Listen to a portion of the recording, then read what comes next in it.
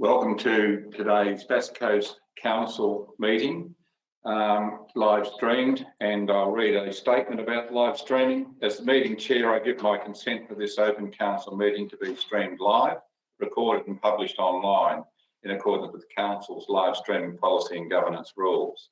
The chair and or the CEO have the discretion and authority at any time to direct the termination or interruption of live streaming. Such direction will only be given in exceptional circumstances where deemed relevant.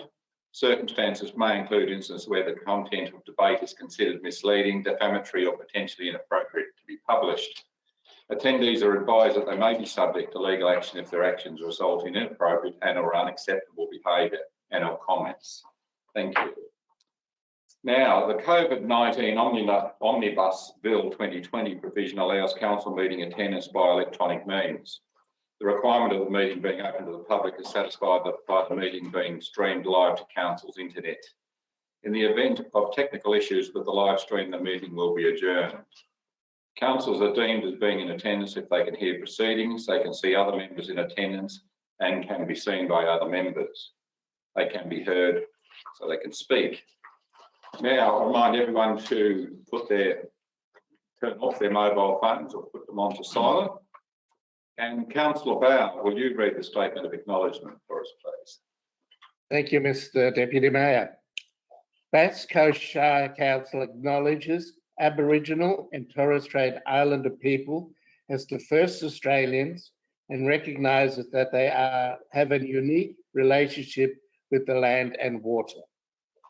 Council further recognises that we are situated on the lands of the traditional owners, the Burrong Boon Wurrung members of the Whelan Nation who have lived here for thousands of years. We offer our respect to their elders, past and present, and through them, all Aboriginal and Torres Strait Islander people, wherever they are. Thank you, Councillor Bower. Councillor Kent, will you read the councillor's statement, please? Thank you, Acting Mayor Whelan. All members of this council pledge to the Bass Coast Shire community to consider every item listed on this agenda based on the individual merits of each item, without bias or prejudice, by maintaining an open mind and disregarding councillors' personal interests so as to avoid any conflict with our public duty. Any councillor having a conflict of interest in an item will make a proper prior disclosure to the meeting and will not participate in the debate or vote on the issue. Thank you, Councillor Kent.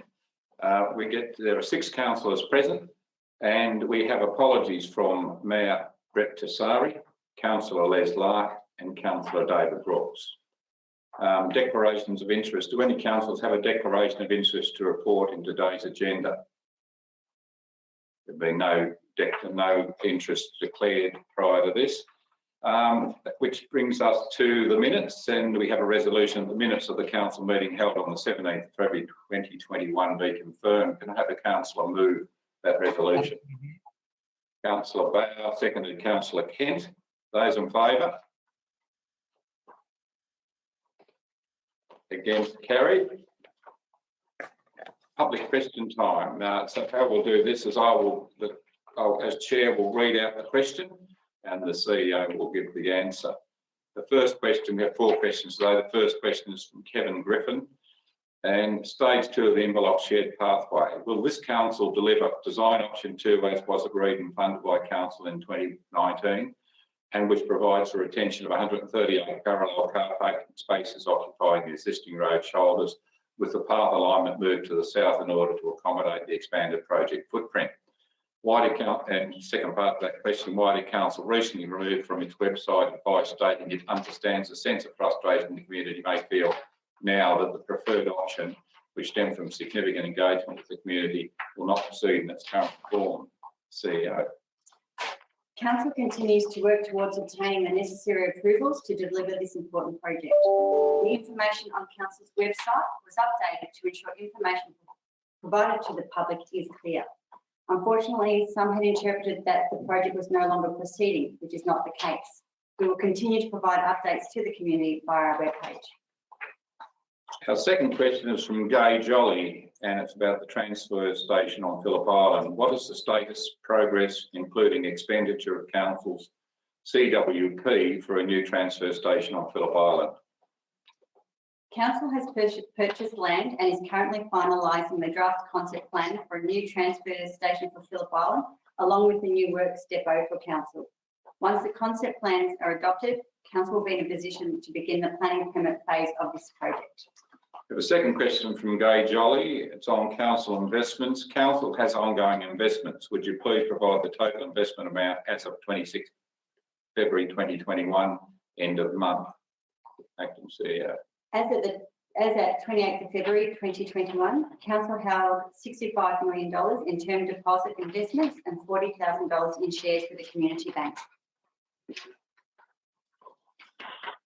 And our fourth question is from Graham Jolly, township settlements in the Bass Coast. Would council please inform via a listing which township settlements in the Bass Coast Shire have township strategy structure plans? Second part of that question, would council please inform which township settlements will have updated or newly created township strategy structure plans in place by 30th of June 2022? A full list of townships, including those that have structure plans, will be included in the minutes. The current council budget does not include any funding to commence new or review existing structure plans. So that brings us to notices of motion F1 unreasonable customer conduct policy. And as item F1 is a notice of motion that I intend to move, I'll be removing myself from the position of chair for this item.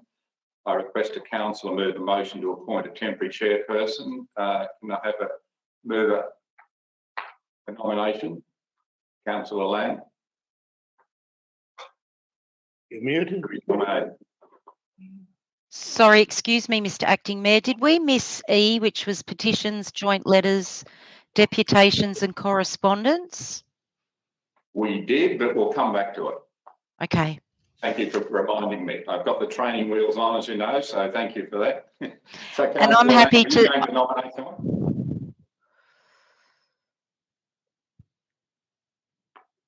I'm not getting any response. I'll move. Go, Rochelle. Well, one of us can nominate someone. All right, I move that we nominate Councillor De Surf to be the acting chair. Thank you, Councillor Bauer. Do we have a seconder for that? Yes, Councillor Laing. Those in favour?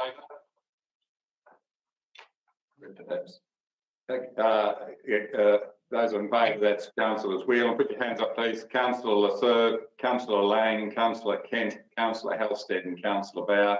And that's unanimous, so we don't need to go. So it's over to you, Councillor Lasser. Good, thank you, Deputy Mayor. I would like to, F1 is a notice of motion from Councillor Whelan. I'd like you to be able to speak to the notice of motion without going into the detail of it. Thank you. And then I'll call for a seconder. The resolution is the council through the CEO develop an unreasonable customer conduct policy that will be available on their website. The objective of this policy is to provide our customers, employees, councillors and contractors with a framework within which Bass Coast Shire Council will manage unreasonable conduct by customers. Good, thank you, Councillor Whelan. Is there a councillor who would like to second this notice of motion? Councillor Laing? Okay, Councillor Whelan, would you like to now speak to the body of the notice of motion? Thank you. Thank you, Councillor Lasser. This is all about respect. That is the fundamental principle that should prevail here. Balance that against someone's human right to be unreasonable or otherwise to persist where persistence equates with harassment. Council has a responsibility and a statutory obligation to provide a safe workplace for its officers and its councillors. We have lost a number of good officers because of the behaviour they had to suffer from a small number of members in the community, hounded in their job by demand after demand, accompanied by an entitled attitude and relentless pursuit. Remember, an officer does not have the option of telling someone to bugger off when they're under attack. Their job would be at risk and some people feed on that. I've seen it with my own eyes, the rude targeting of an officer at a meeting or the predatory questioning that is full of attack rather than inquiry. And this occurs with telephone calls and demanding emails and threats of the Ombudsman, FOI and so on. And council also has the responsibility to ensure that we are as efficient as possible. We have a very good CEO and she's put together a fine team, and that team is as good as I have seen anywhere. Council also has a demanding program of projects, operational and capital. Do I want officers wasting time on a series of mindless questions, continuing to pick over the bones of an issue already dealt with time after time, or do I want them applying their expertise to deliver innovative projects for Bass Coast? The answer is I want them to be delivering the projects. In the last year, one complainant sent over 450 emails and cost over 80 hours in time in handling phone calls from one individual. The worst to date is one complainant who sent 1,000 emails on the one issue. Thank you. You haven't finished, Councillor Whelan? But a couple more points. From time to time, council becomes concerned for the safety of its staff and has had to arrange a personal safety order against individuals through the court, ordering them to desist from their behaviour. Council is also subject to rude and aggressive behaviour at times. I was recently told by a councillor she often receives ongoing multiple aggressive messages from a resident. Another was being harassed by a resident through many SMS calls in a single night, repeated over time late into the night, taunting her to attend to an issue. Councils have been jostled at resident meetings to the point where they have had to seek counselling. Others have been threatened with violence. For example, he or she should be careful as he is in the sites. Harassment in the community is one of the reasons that there has been resistance among some councillors to the names of councillors being listed against votes on issues. Some use that information to exact incrimination, sometimes physical jostling with an unknown intent. The perspective, though, is important. Bass Coast has around 35,500 people. Overwhelmingly, these residents are respectful and even when crossed, civil and reasonable. For most, their interaction with councillors through paying their rates or using council services. There has been some pushback on this resolution from people, but if you feel it's targeting you, then you should have a good look at yourself. But I can assure you that it probably isn't. There are very few people that will be caught by this policy. It is for those exceptional circumstances we're looking to address this with a policy. Thank you, Councillor Serve. Good. Thank you, Councillor Whelan. Councillor Laing, would you like to, as the seconder, speak to the notice of motion, please? Yes, thank you, Councillor Leserve. I'd like to add that this motion is not an attempt to silence ratepayers or residents of the Bass Coast Shire. It's a tool to empower council officers to develop the right framework so that if we get this ongoing excessive disproportionate use of council officer time or councillor time, I'd like to add, that we have the right framework in order to deal with these certain types of complaint. It's also important to note, I think, that there's that the issues that are being raised are valid for the community members, and it's about addressing the issues, but also understanding that we have to balance all of our time and resources across the Shire and across all residents and ratepayers. So I think it's really important that we take into account that this isn't an attempt to silence residents or ratepayers. Thank you, Councillor Laing. Any other councillors like to speak to this notice of motion? Councillor Kent? Yes, look, I won't be supporting this motion. I believe that Bass Coast Council already has a policy which it must provide for its employees in regards to a safe workplace. I've seen this policy utilise our legal system and I've seen personal safety orders issued. I personally think that sometimes council officers haven't brought the issues to the attention of management soon enough, and that has allowed things to build up. And I feel very sorry for those employees. But I have had a number of contacts through the public in regards to freedom of expression. And I believe that this motion has good intention, but I also find that with council business, we normally only have a handful of the public that continuously send in questions. The general public doesn't have a lot of submissions to us. And sometimes, yes, these people can be a pain in the backside, simply as that. But they are the ones that hold us accountable. They are the ones that sometimes educate us with their views. Don't always agree with them either. I believe that our current policy of a safe workplace can be handled better, and that management should look at that too, at handling better. And for those reasons, I can't support this motion. Thank you. Thank you, Councillor Kent. Any other councillors who would like to speak to this notice of motion? Councillor Holstead. Thank you, Acting Mayor. This one's been a really tough one to make a decision on for me. I've had emails of concern sent from members of the community expressing they feel it's an attempt by council to stifle freedom of speech. Personally, I don't believe that this motion is intended to do that. I do think that I take on board what Councillor Kent has mentioned in relation to we already have some tools to address this issue, but my feeling is that by the time we get to the point of issuing legal infringements or notifications, the damage has already been done. Now, I haven't been around at these times, but I've heard of staff who have been in tears. I feel that that's just unacceptable in any workplace, and we shouldn't stand for it as a council either. I think it's an occupational health and safety issue for our staff. There's a lot of talk about mental health and the need for us to put policies in place that protect our staff and yes, our councillors too.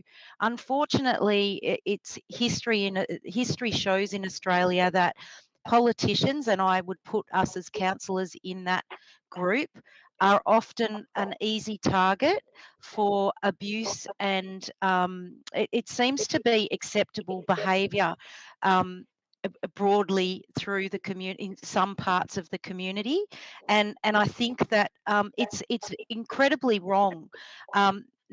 So I'm not just supporting this motion based on protecting the staff at Bass Coast Shire Council, but also protecting councillors who put their hands up in a voluntary capacity. They do the best they can. They attend many meetings for hours on end, and they don't deserve to receive sometimes the abuse that we do get. We are talking about a minority here. This is not something that happens regularly, but it does happen, and I think that we need as many tools as possible to address it. So although it has been difficult for me to make a decision on this, I will be supporting the motion. Thank you. Thank you, Councillor Holstead. Councillor Barrett. Thank you, Madam Chairman, Mr. Deputy Mayor, fellow councillors, and people watching in the gallery. This motion is calling on council officers to prepare a policy to deal with unreasonable customer conduct. It cannot be disputed that there are a handful of people who are difficult to deal with, who are bullies, rude, and vexatious.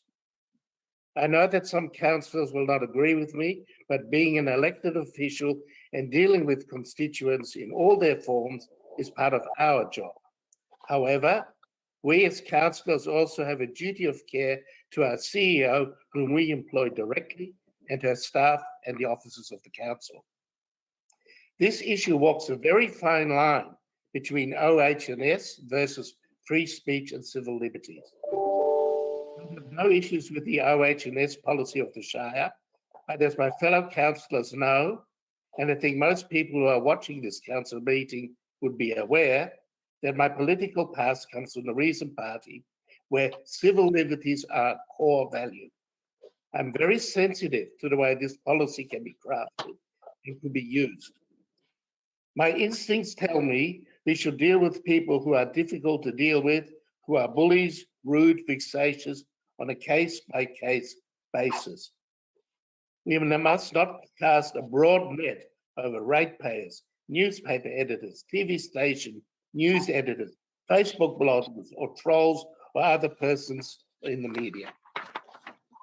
To that end, I've had lengthy conversation this morning about this matter and the development of the policy with our CEO, Ms. Wasty, who has categorically assured me that even with this policy in place, every person will still have a touch point with the council and an officer of the council. My instinct is to abstain from voting on this motion because it's such a fine line between OSH, civil liberties and free speech. However, that would be recorded as a negative vote by our governance rules, and that is not my desire. This motion asks the CEO and officers to prepare a policy, but I have two conditions for supporting this motion. The first is that the policy, when drafted, is scrutinised by a qualified and versed civil liberties lawyer. And secondly, that this policy is brought back to councillors for scrutiny before being posted or enacted.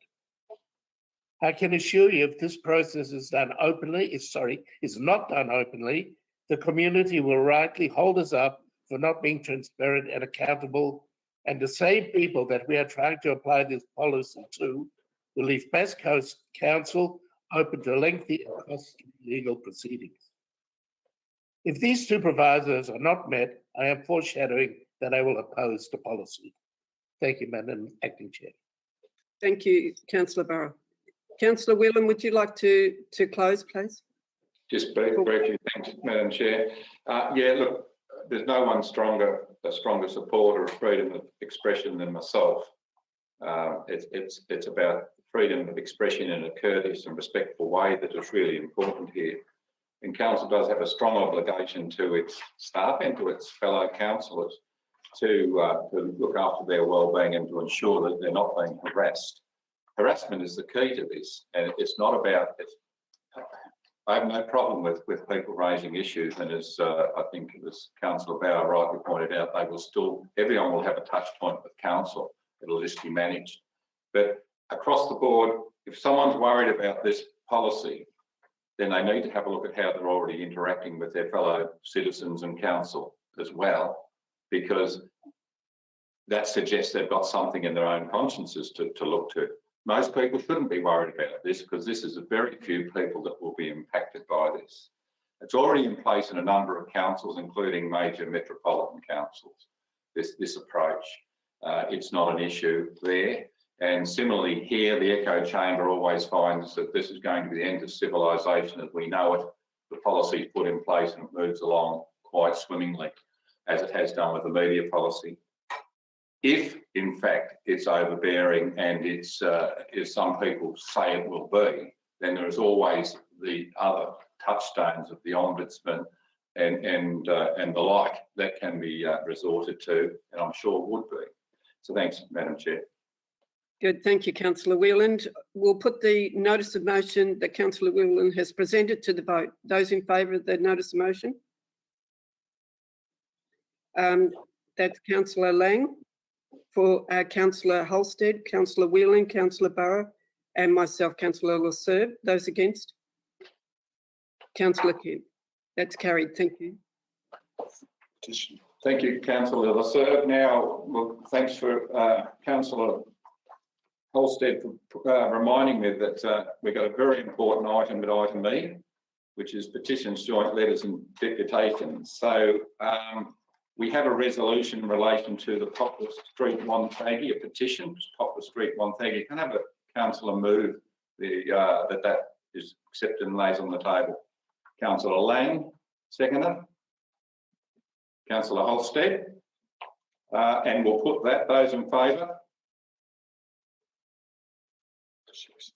Councillor Whelan, Councillor Lasserve, Councillor Laing, Councillor Kent, Councillor Halstead and Councillor Bauer. That's carried. Now it takes us to item F2. The Wonthaggi Town Service Cape Paterson Weekend Bus Service petition by Councillor Laing. Councillor Laing, would you take us across what that resolution is without speaking to it? Yes, thank you, Deputy Mayor Whelan.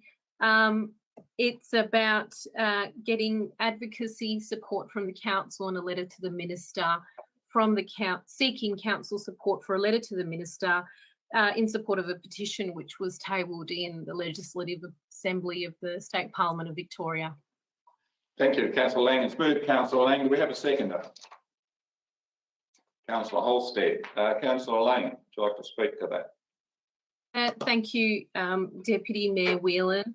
When I was running as a candidate, some local residents approached me about this issue and about putting together a petition in support of a weekend bus service to Cape Paterson, and which is so currently it only the Wonthaggi Town Service to Cape Paterson only operates on weekdays, and the residents pointed to the need for this service to extend to the weekends, because it would then cater to a large proportion of the community that would generally might not access it during weekdays but would love to access it on weekends.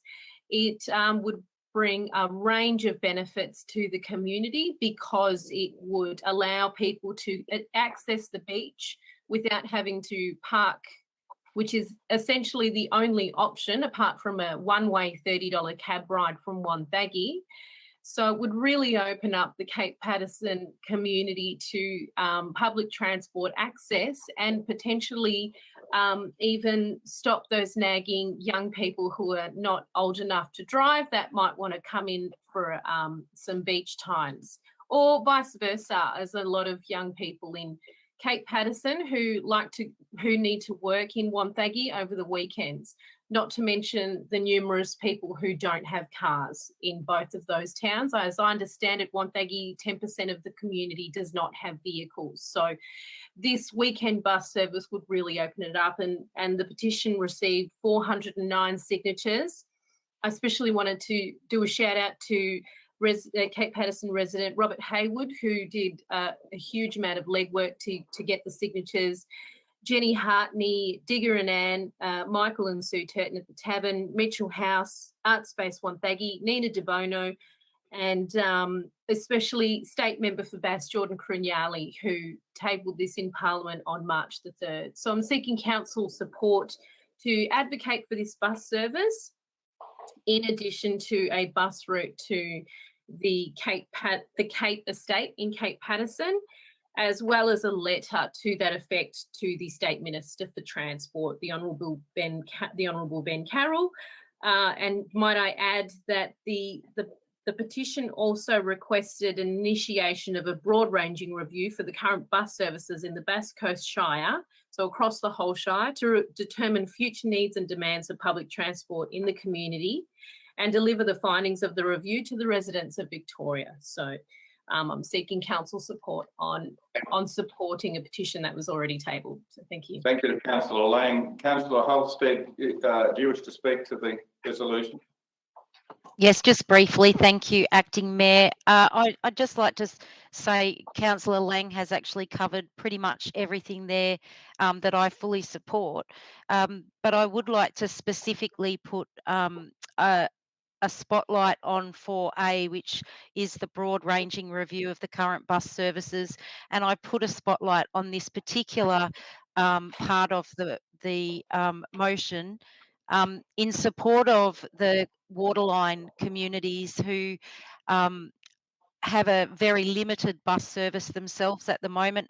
They're all growing communities, fast-growing communities, with very little access to shopping precincts, and that they could certainly do with some extra bus services for those areas. So I just wanted to highlight that 4A. I'm really pleased that Councillor Laing has added that to her motion, and I support the motion wholeheartedly. Thank you. Thank you to Councillor Holstead. Anyone else wish to speak to this resolution? If not, Councillor Laing, you wish to close or put it to a vote?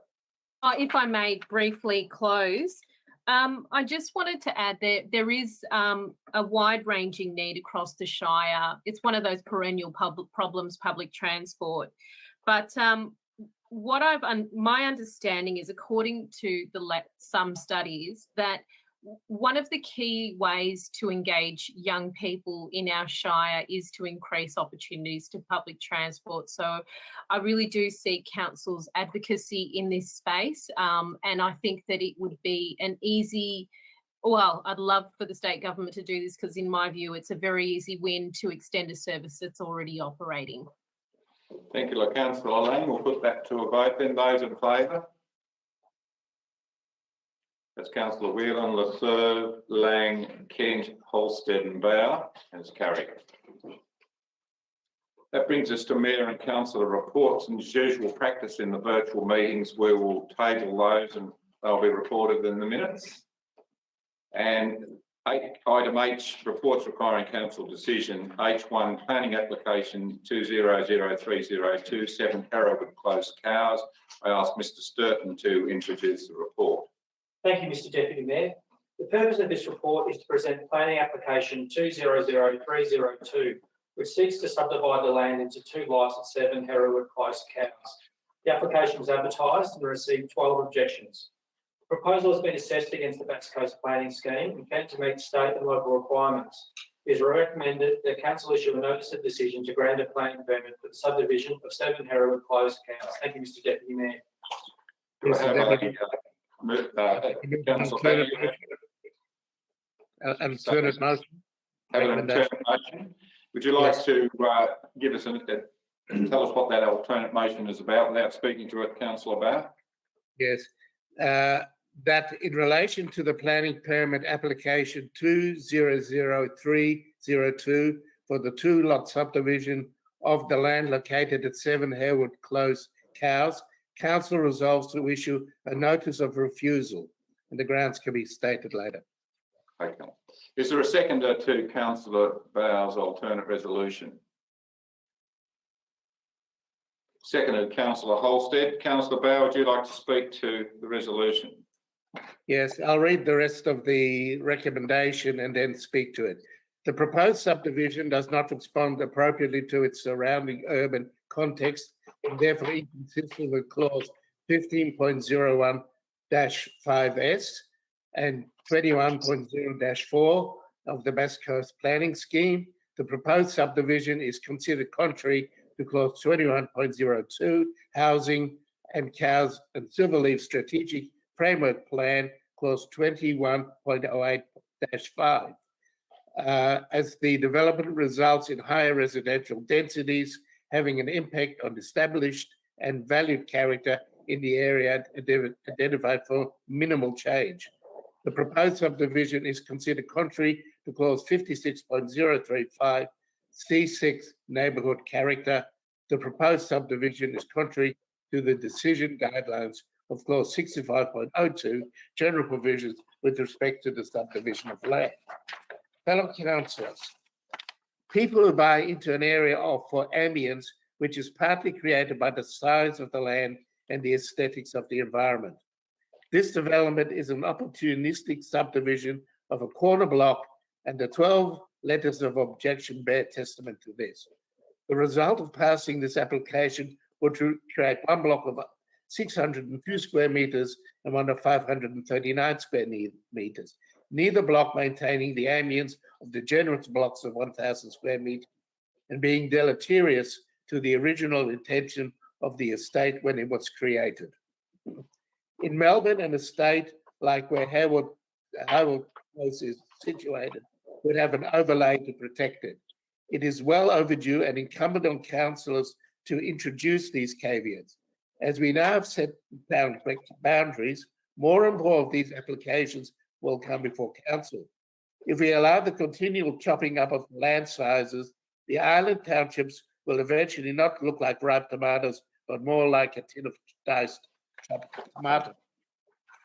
We must send a message to developers that subdivisions have to be sensitive to the aesthetics of the area and our community expectations. If we must defend our decision of this application of VCAT, so be it. Too often we make decisions that are correct in law, but do not demonstrate the level of taste that we want to maintain for our communities. We as councillors are blamed for not taking the community aspiration into consideration and don't push back hard enough at developments that in our hearts we know are wrong, but in our heads we know will be passed by higher authorities.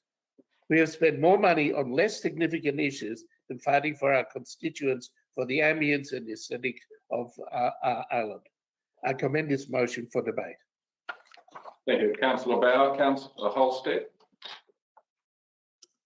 Yes, thank you, Acting Mayor. I have seconded the motion for debate purposes only, so don't have anything further other than to say to Councillor Bauer that this is quite indicative of what's happening across the Bass Coast Shire Council, and a similar item came at our last meeting in Dalston. We've dealt with that as well as and these things unfortunately do tend to go through because they are within the current guidelines that council is I guess tied to, and that's the reason I've been often arguing for a housing strategy, and I believe that that's not far off being worked on, so I'm looking forward to that. It is a bit of a catch-22 in that the state requires local governments to provide housing. It is hopeful through the DAL that there is a requirement to set town boundaries to end the urban sprawl. So therefore, we're limited in our capacity to provide that that extra population that the state government requires from us without reducing block sizes. So I just think that there needs to be a balance struck between, and that can only be achieved through our local planning documents, which I feel are really crucial at this time. So again, I just really bring to council's attention that we need to do some work with our planning policies and specifically around the housing strategy. Thank you. Thank you to Councillor Holstead. Any other councillor wish to speak to this motion? Councillor Kent.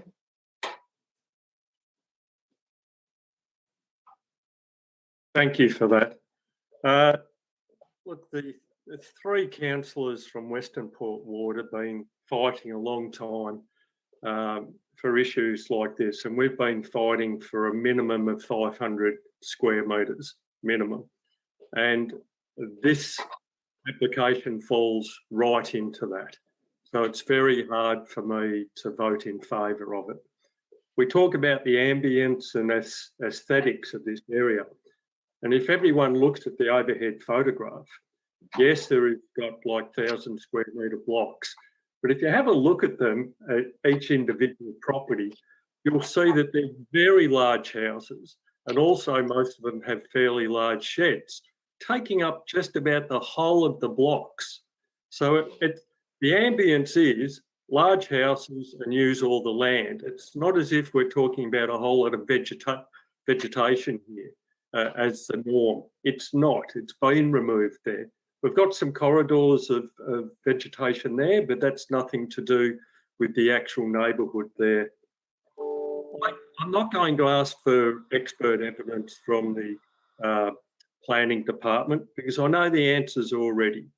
This applicant ticks all the boxes under the current planning code, and I agree with Councillor Halstead in that we must authorise our next budget, which will give the planning officers some ammunition to go out there, and it will be fair to the people who want to do these sort of applications, and it will be fair to the neighbourhoods too. So in regards to all that, I'm sorry I can't support this motion. Is there anyone, any other councillor wish to speak to this motion? If not, Councillor Bauer, would you like to close?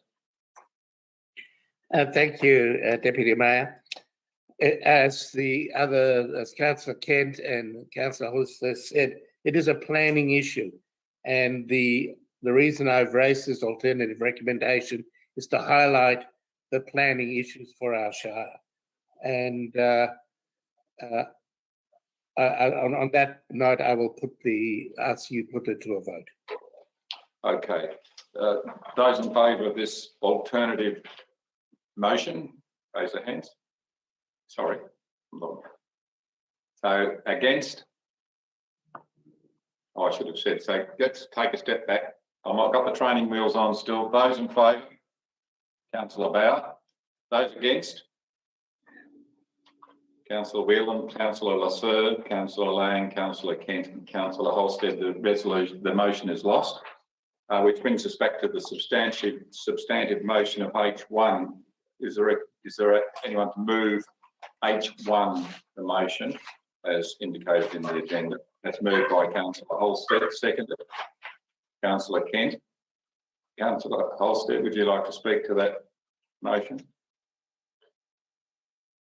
No, no further to what I said to the previous motion put. Thank you. Councillor Kent.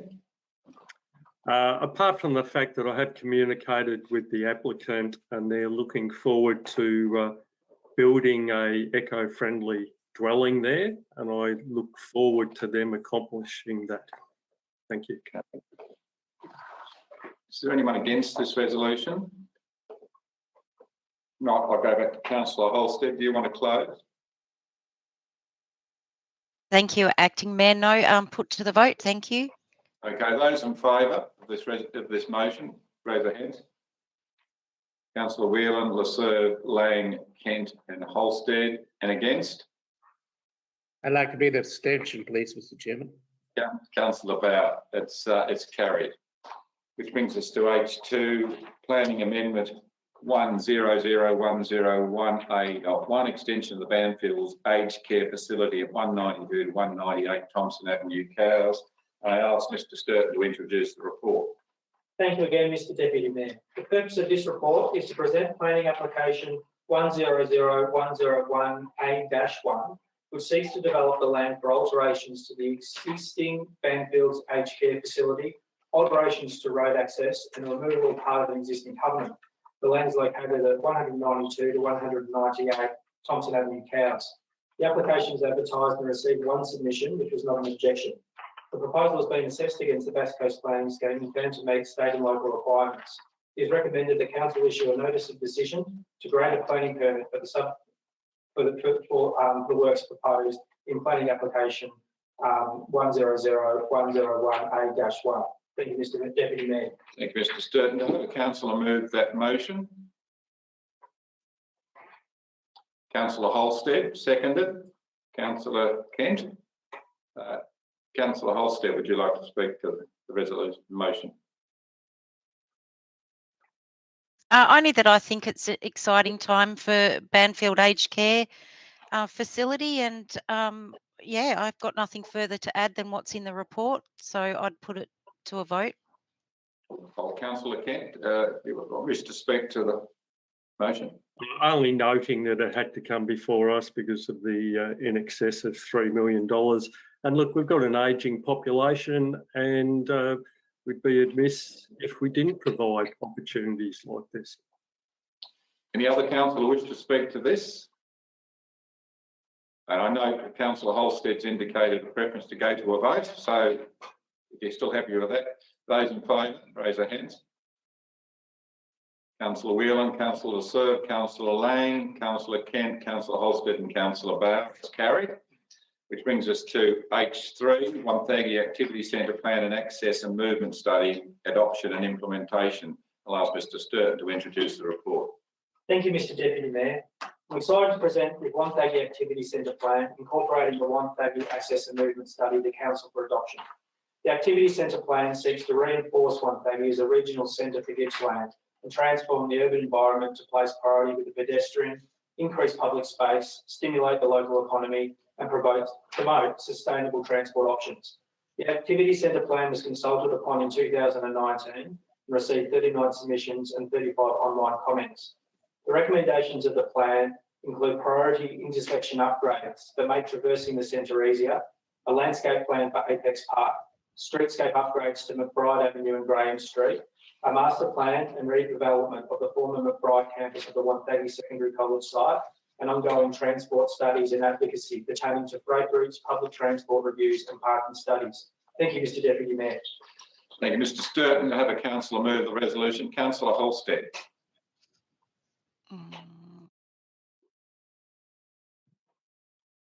You mute, unmute, Councillor Holstead. Sorry, one of us had to do it eventually, Acting Mayor. I have an alternative motion for this item. Do you need to know? Okay, we'll get that on the screen, and if you'd just like to tell us what it's about, that speaking to the motion. Yes, it's just a request for deferral for a period of a month, Acting Mayor. Okay. Is there a seconder for that motion? Councillor Laing. Councillor Holstead, would you like to speak to the motion? Yes, thank you, Acting Mayor. Look, I feel as a new councillor, I've had limited opportunity to have the briefings that other councillors have had on this study. I actually do think the majority of it is a fantastic document. I appreciate all the work that council officers have put into this document, and I'm sure they're looking forward to it being adopted by council. However, I have had a number of emails of concern in relation to the document itself. So I'm just requesting a little bit more time, another month at the next council meeting, that this come back to the next council meeting, which will allow for a few more briefings, or another briefing, and further engagement with the community. But also I'm concerned that the two ward councillors, Councillor Lark and Councillor Tassari, are not here today, and given that it's in their wards, I do think that it's appropriate that they be in the meeting when this document is adopted. So I'm asking council just for a small deferral until the next council meeting, where we can just take a little bit longer to consider the document before we adopt it. It is a crucial document for the future of Wonthaggi. So yes, that's pretty much the reasoning for the deferral. Thank you, Acting Mayor. Thank you, Councillor Holstead. Councillor Laing. Thank you, Acting Mayor. Councillor Holstead covered off a number of my concerns quite articulately with regard to the Wonthaggi Activity Centre Plan and the Access and Movement Study adoption and implementation. I just wanted to add that this document, as a new councillor, I do want to ensure that there is enough community engagement on this, and I have received some correspondence and had some discussions within the community to say that there would be there is a desire for more consultation in this space. I think that what we have currently, from what I have seen, is an excellent document. However, I do think there is a little bit of scope for me to feel a bit more comfortable with the substance of it. It is a plan for the next 20 years, and I don't take that decision lightly, so I would be supporting that deferral. Thank you to Councillor Laing. Does any other councillor wish to speak to the motion? Councillor Lasser. Thank you, Deputy Mayor. Look, I think this document is a good document, and it's been in the making for a long time. So I'm happy to support the deferral and to make sure that we have it right. I think it shows that Wonthaggi as a regional centre will be a great asset to Bass Coast as an intergenerational infrastructure, and all the things that this document has embedded in it, and action plans and timing and stuff, is really important to get it delivered. I mean, we know historically that it needs a big upgrade. We're doing that elsewhere, and I think it's only fair that we do it in Wonthaggi. We've identified it as the regional centre, and if it's helps with the new councillors and refresh some of the return councillors on this issue, I'm happy to support a deferral. Okay, thanks, Councillor Lasser. Any other councillor wish to speak on this motion? If not, Councillor Holstead, do you wish to close? Thank you, Acting Mayor. No, I think I've said enough. I'd put it to the vote and let's see what happens. Thank you. Okay, all those in favour raise a hand. Councillor Whelan, Councillor Lasserve, Councillor Laing, Councillor Kent, Councillor Halstead and Councillor Bauer.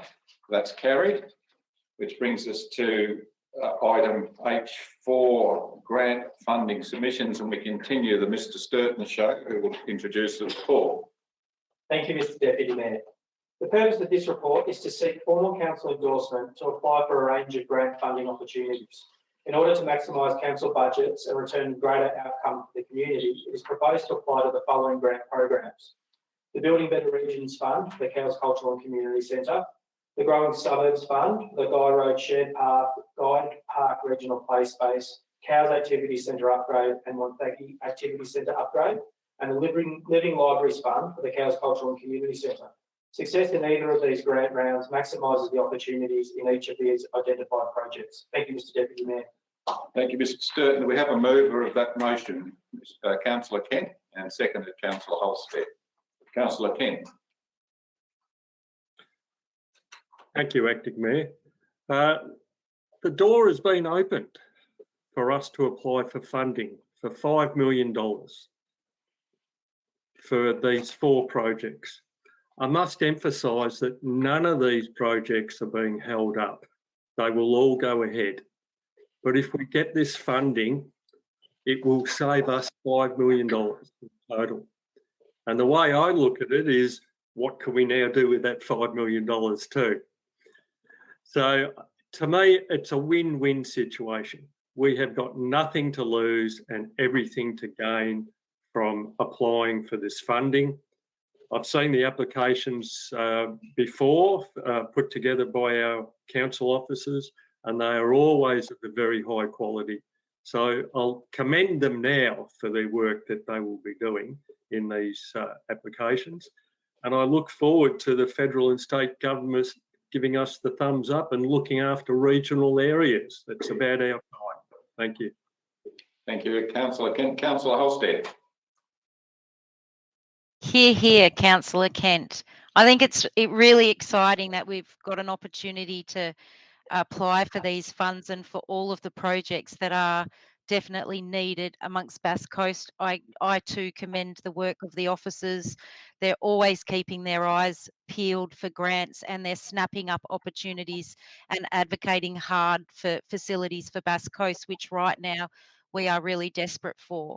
There's just one point that I couldn't allow this to go through without mentioning, and that's, although I'm really excited for Cowes and the broader community for the facility in relation to the Living Libraries Fund application, I can't help but think of the loss of opportunity for the waterline communities. This has been a big issue for council and for the community, the loss of their library. It is wonderful to have the Grantville facility available, but you know that Cowes is receiving one that's 3 times greater, and Grantville has received one that's a lot smaller. So although I'm excited and I think it's fantastic, I couldn't not mention the fact that the waterline communities are desperate to have a very similar, well, maybe not the same facility, but a larger facility in library that they have at the moment. So that's just a sidekick mention. Other than that, fantastic work, and it's very exciting for the whole community. Thank you, Councillor Halstead. Any other councillor wish to speak? Councillor Lasserve. Thank you, Mr Deputy Chair. Look, it is exciting, but people often ask how they can get their projects up. Well, they've got to be shovel ready, and funding opportunities come along, and we've got to be ready as a council to be armed with those projects. All the work the officers has done, I thank them for that, because there's been a lot of work gone into all of these projects. So, you know, certainly congratulations on getting them ready for this, and really would endorse that we get this in and get some great, really, you know, some infrastructure and some other, like the pathways and stuff, get it out there and let's get on with the job. It's great. Thank you. Thank you, Councillor Lasserve. Any other councillor wish to speak? Councillor Laing. Thank you, Deputy Mayor Whelan, Acting Mayor Whelan. I'd like to, as a member of the Library Board, I really welcome this encourage the councillors to support the grant funding. I think it's important to note that Phillip Island has 5,000 library members, and Grantville, Coronella and Coronet Bay have an accumulative membership of about, sorry, I'm doing maths on the fly here, 60 members all up. So in terms of, it would be fantastic for the waterline communities to get really quality services, and deservedly so. And I would encourage the Grantville and waterline communities to use the services that are being offered, and to continue to support their libraries to encourage that future growth opportunities. Thank you, Councillor Laing. Any other councillor wish to speak? If yes, Councillor Bauer. Thank you, Deputy Mayor. Councillor Holstead, I'll let your comments go through to the keeper. You're out. And just to remind the officers that what we call the carnival site is shovel ready for a swimming pool. Thank you, Councillor Bauer. Councillor Kent, do you wish to reply? I'm glad I was muted then when I made a comment then. Look, I did just a couple of comments. I'd like to everybody to know that our Mayor and CEO are currently up in Canberra speaking to the federal ministers on behalf of the whole of Gippsland, and I hope that they are listening, because it is time that the regional areas get a few of those dollars coming our way. We are hurting. We talk about all these free flights to Avalon, and the Melbourne Mayor's complaining they don't go to Tullamarine. Well, what about a bit of money coming our way for our people that are hurting too? And look, just in regards to the library, I look forward to the day where those numbers for Granville do go up, because the promise has always been there for us to make that facility larger when the requirement is there. And I couldn't think of anything better than to utilise possibly some of that $5 million in the future to look at that. So I back up the comments. Get out there and use it. It's like use it or lose it. Simple as that when it comes to your health. And being part of the library is part of mental health too. So get in there and use it. Thank you. Thank you, Councillor Kent. Those in favour? Councillor Whelan, Laing, Laing, Kent, Holstead and Bauer. That's carried. Which brings us to H5, design and construction of purpose-built facility for Phillip Island Centre for Adult Learning, brackets Pickle, and Ms Kennedy will introduce the report. Thank you, Mr Deputy Mayor. The purpose of this report is to seek council approval for a variation to contract number 18023 for the design and construction of a purpose-built facility for the Phillip Island Centre for Adult Learning. The variation is related to the additional costs associated with constructing the building at the new site at Worley Avenue, Cowes, following the purchase of the existing Church Street site by the state government for the construction of the new Phillip Island Community Hospital. This report recommends that council approves the variation for $193,782 excluding GST for the design and construction of purpose-built facility, and 2, acknowledges the budget adjustment and allocates an additional $82,132 for project contingencies and project management fees. Thank you, Mr Deputy Mayor. Thank you, Ms Kennedy. Is there a councillor to move that motion? Councillor Bauer, seconded. Councillor Lasser. Councillor Bauer. It gives me very great pleasure to be the mover of this motion. Pickle is such an important institution on our island, and it's all part of a jigsaw. Once Pickle moves to the new Worley Hospital site, it opens up the area for the community hospital. So this is a win-win, and I commend it to councillors for a vote. Thank you, Councillor Bauer. Councillor Lasser. Thank you, Mr Deputy Mayor. Look, this is a great recommendation, and I would encourage all councillors to support it.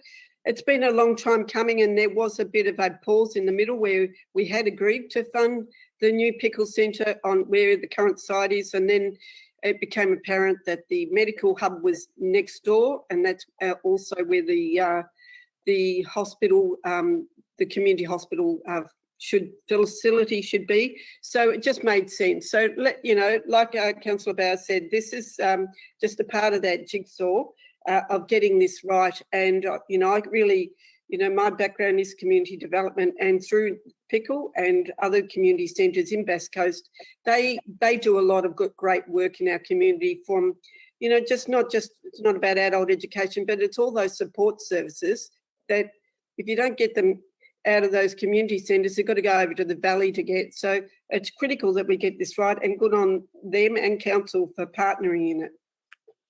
Thank you to Councillor Lasserve. Start again. Any other councillor wish to speak? Councillor Kent. One of the big problems with council is that we always seem to have extra costs, and the community always comes to us and says, oh, you got this 10% or your costs have come up. I'd like it noted that these extras are mainly related to the future stage 2.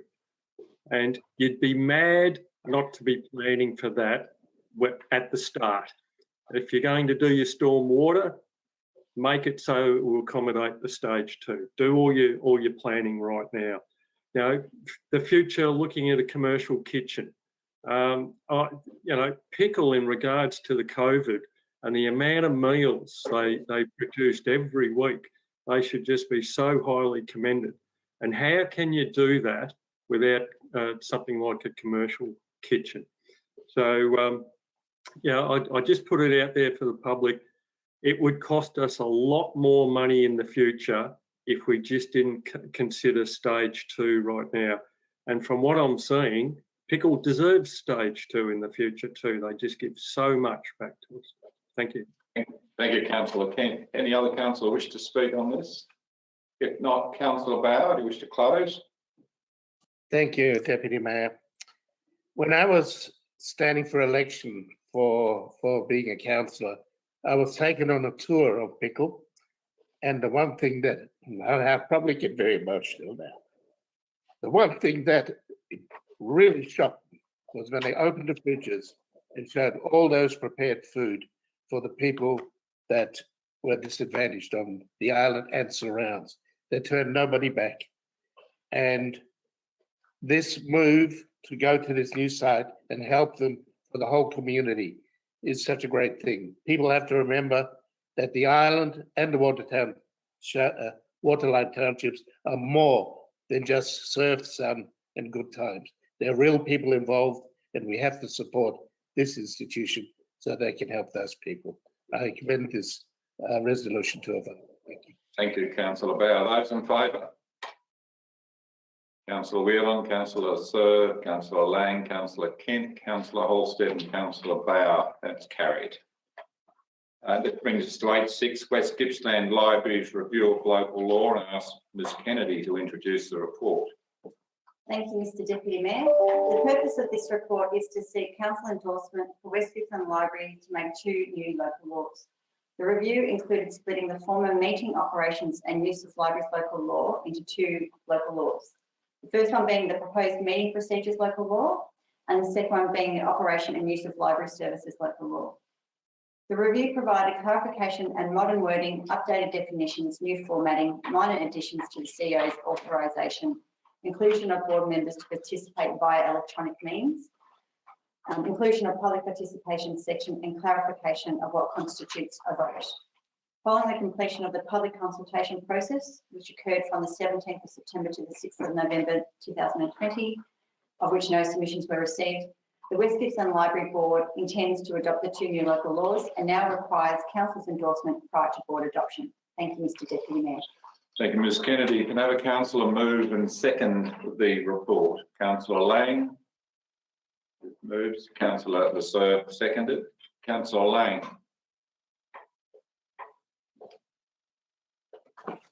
Thank you, Deputy Mayor Whelan.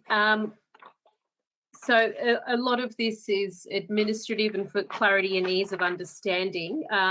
Key points are that the inclusion of board members to participate in meetings by electronic means has been a lifesaver, obviously, during COVID, but moving forward, it's going to be an excellent tool to use, as there are libraries in West Gippsland libraries across 3 shires, so Baw Baw Shire, South Gippsland Shire and Bass Coast Shire. So I would encourage councillors to support the changes. Thank you, Councillor Laing. Councillor Lasserve. Thank you, Mr Deputy Mayor. I don't think I've got anything further to add. It's just an operational matter. Any other councillor wish to make any comments? If not, Councillor Laing, do you wish to close? Nothing further, Deputy Mayor. Okay, those in favour?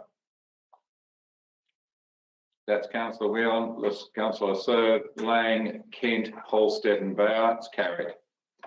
It brings us to 8.7, working together policy, and I'll ask Mr Mack to introduce the report. Thank you, Mr Deputy Mayor. The purpose of this report is to seek council approval for the Working Together policy.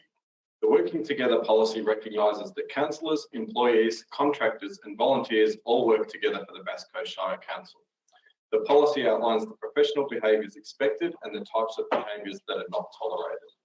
These behaviours are consistent with council's obligations under federal and state anti-discrimination laws, the Occupational Health and Safety Act 2004 and the Local Government Act 2020.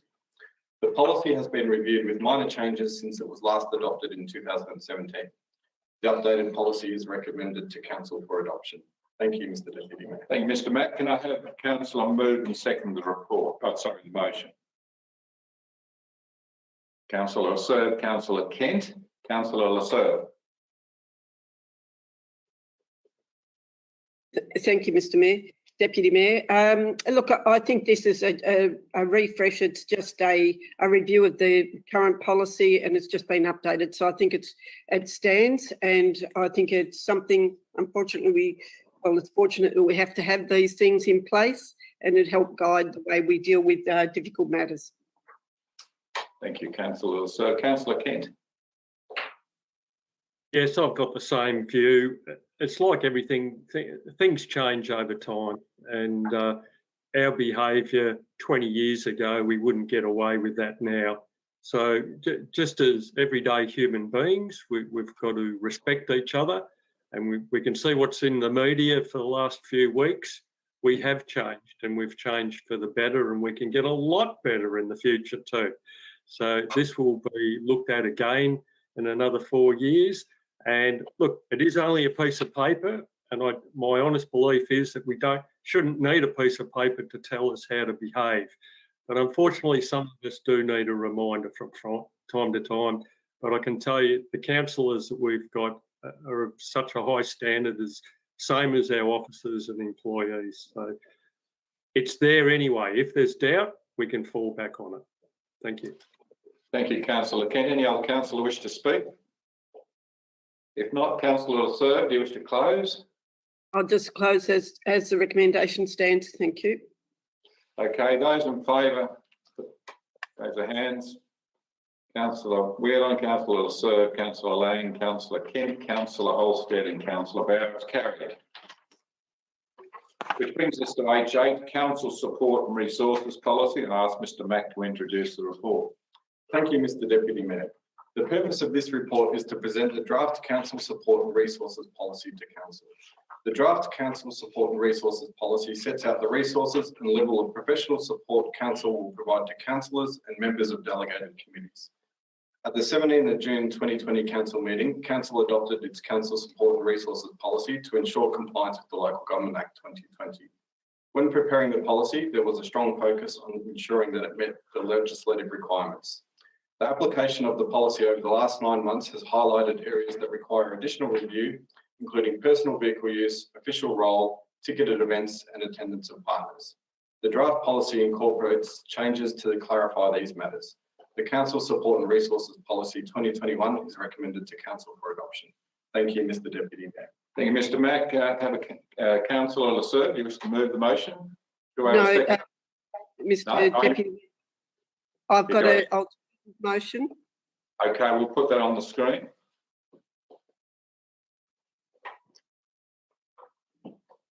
So if you'd like to just tell us what it's about without speaking to a Councillor Lasserve.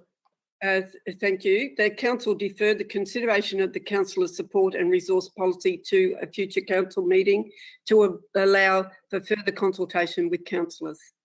Thank you, Councillor Lasser. Do I have a seconder for that? Councillor Holstead. Councillor Lasser. Thank you. What I would like to say that I think there needs to be further consideration given to this.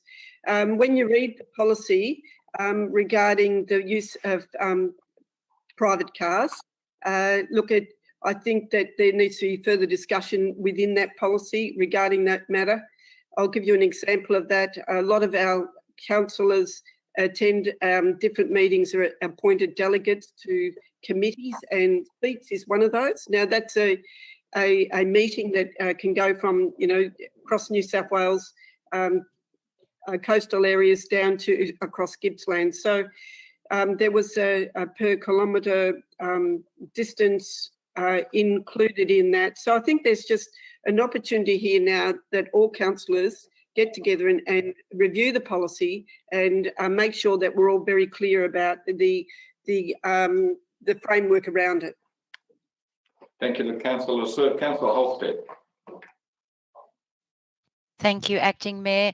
I think if a councillor feels they need some more consultation, that it should go through. So I've got nothing further to add than what Councillor Lasser has requested. Thank you. Thank you, Councillor Holstead. Any other councillor wish to speak? Councillor Kent. Look, I'll just add that I fully support the councillors who want to look at this deeper, and I think it would be prudent, seeing that we haven't got 3 of our councillors here voting on this also. Thank you. Thank you, Councillor Kent. Any other councillor wish to speak? If not, Councillor Lasser, wish to close? Yes, I'll just close, Mr. Deputy Mayor. We'll put that then. Those in favour, raise their hands. Councillor Whelan, Councillor Lasser, Councillor Laing, Councillor Kent, Councillor Holstead and Councillor Bauer. It's carried. And that brings us to H9, Instrument of Appointment and Authorisation, Planning and Environment Act 1987. I ask Mr Mack to introduce the report. Thank you, Mr Deputy Mayor. The purpose of this report is to recommend that Council appoint the named officers as authorised officers under the Planning and Environment Act 1987 and to revoke authorisation to officers that no longer require it. The recommended changes to instruments of appointment and authorisation will be made to implement Council's decision. Thank you, Mr Deputy Mayor. Thank you, Mr Mack. Is there a councillor to move and second the motion? Councillor Kent. And Councillor, was that your hand up, Councillor Lasser? If not, I've got Councillor Laing. Oh, sorry, I was just turning pages. Gotcha, you like that. You've got to watch it, nearly bought a house. Okay, move Councillor Kent, seconded Councillor Laing. Councillor Kent, sorry. Yes, sorry. Sorry, Acting Mayor, I was just waiting.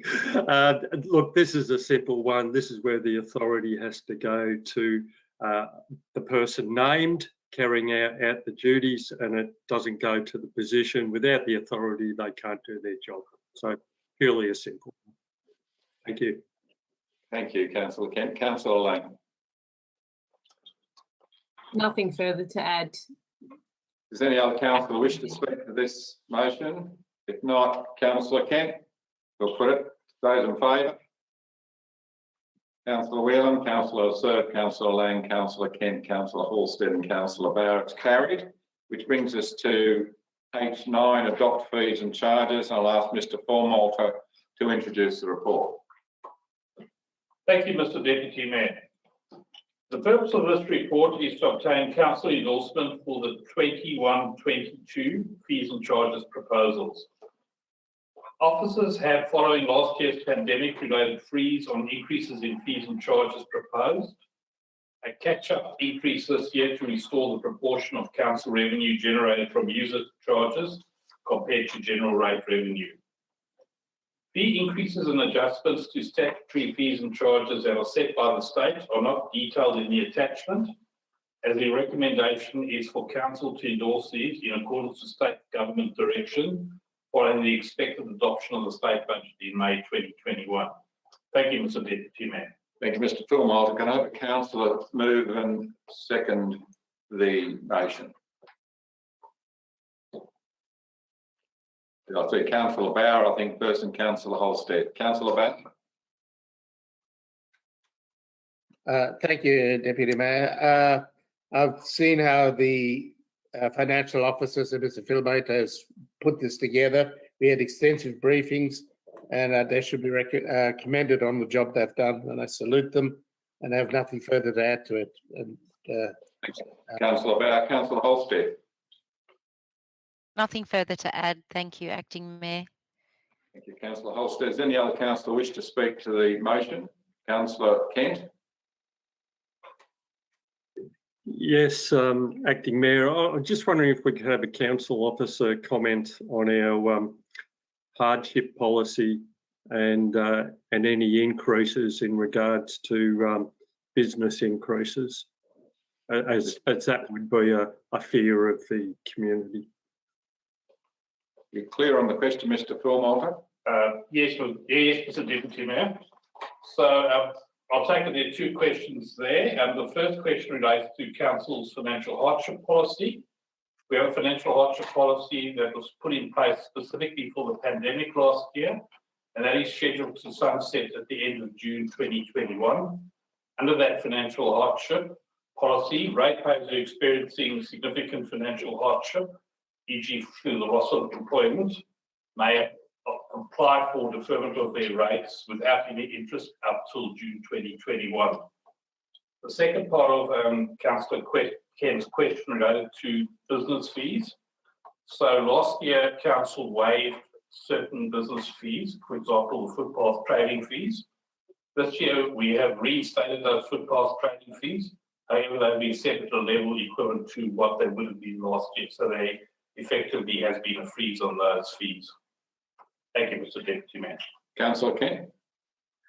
I apology for asking the question. I was warned this morning by one of our officers. Thank you.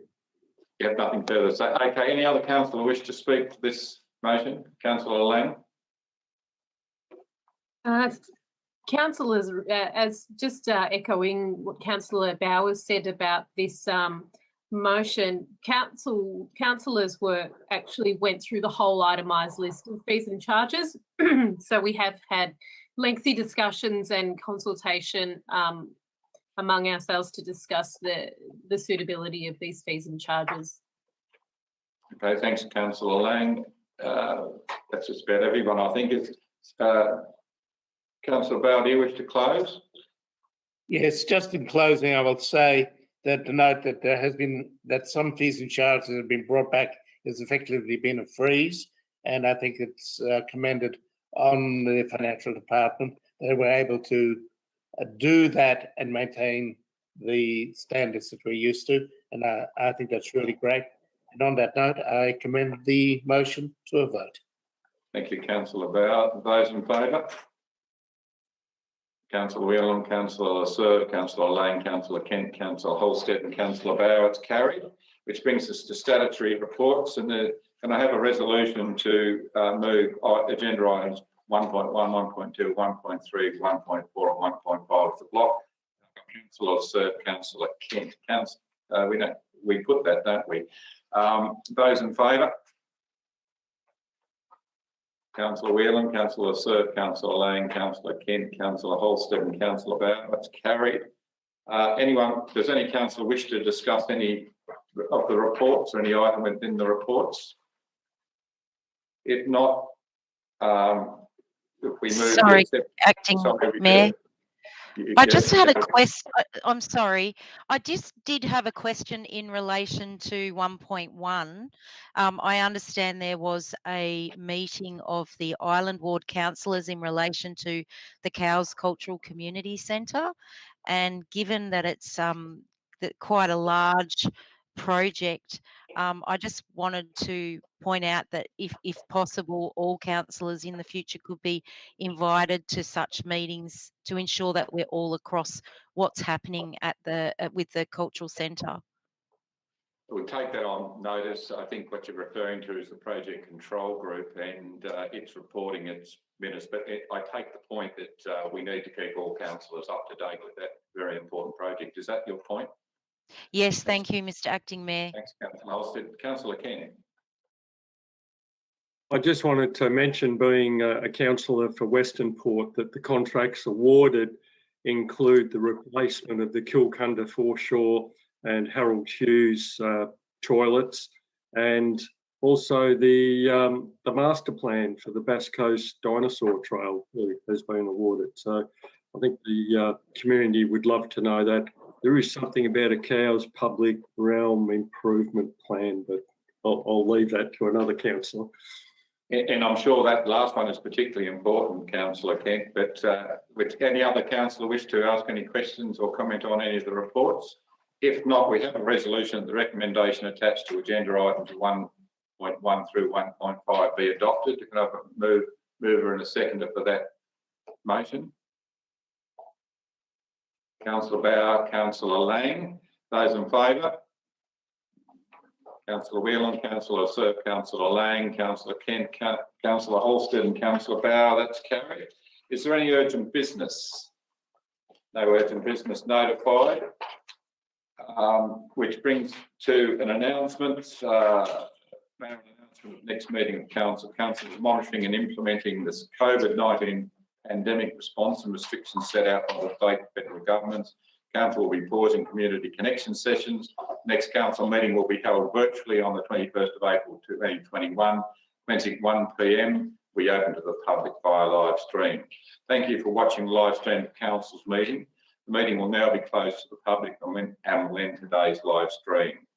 The resolution is motion that the meeting be closed to members of the public pursuant to section 66 of the Local Government Act 2020 to consider an item as they dealt with F, personal information being information which if released would result in an unreasonable disclosure of information about any person or their personal affairs. We have a mover and a seconder for that motion. Councillor Holstead, Councillor Kent, those in favour? Councillor Whelan, Councillor Sir, Councillor Laing, Councillor Kent, Councillor Holstead and Councillor Bauer. That's carried. And the meeting is now adjourned.